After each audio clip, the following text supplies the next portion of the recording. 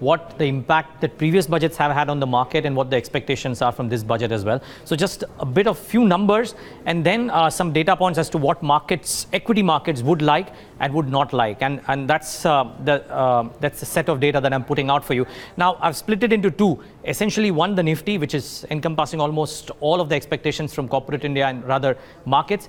And two, it would be Nifty Infra, because that's that one key index that tends to react every single time. So look at what the run-up to the budget was in this order. The first 3 years, I've taken the last 5 years, and the preceding 3 years was hardly any kind of build-up to the index.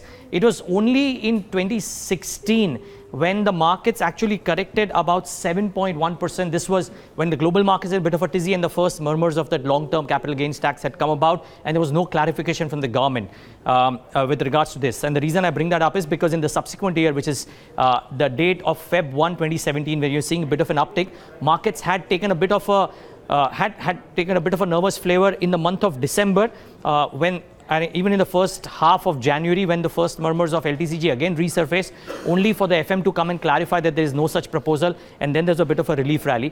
But as you can see, except for the last 2 years, and by last 2 years I mean Feb 118, which is the current year, the markets haven't really approached the union budget with a lot of fanfare. Similarly for the Nifty Infra, again, no deductions, no conclusions out there, because it's been an up, down, up kind of a scenario for Nifty Infra. Stark contrast, look at that, up 1 year, down 1 year, so no pattern there. But the key pattern emerges when you look at what happens post the budget on almost both of the key indices that I've chosen. So firstly, the Nifty 7 days post-budget, and I don't have the 1 month data post-budget, but if you look at 7 days post-budget, on almost all occasions, we've had the index moving up. That 2016 data is the same data that I was pointing towards, where in the pre-budget, there was a bit of a disappointment. And then when there was status quo on taxation and the global markets also picked up a bit, there was a big rally, but there was also a bit of a short covering led rally. So that's a bit of an anomaly. But as you can see, the last 4 years, we've had the markets reacting positively in different shapes and forms, but positively post-budget. 10 out of the last 14 years, the equity markets have given positive returns 1 month post-budget.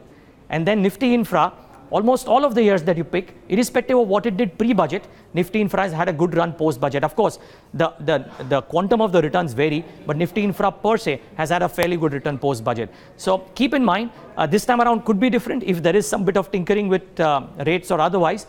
And again, it could also be different even if there's no tinkering, because as I said in the trade setup, quite unlike what happened in 2016, there aren't enough shorts in the system for us to support a short covering led rally. So no news is good news, but may not be a big relief rally. But just before I wind this up, just a very quick summation of the 3 things. I've just chosen 3 simple things that I know there are a lot of things, but 3 quick things that the markets will like and will not like. So what the markets will like: fiscal discipline. I think already, Ira has spoken at length about it, won't dwell too much on it. The other bit, of course, that always comes up is LTCG, the last 3 years.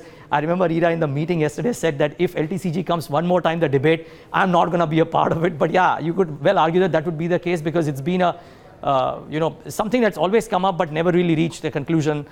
So this time around, the markets, equity market investors would be hoping that that's actually the case.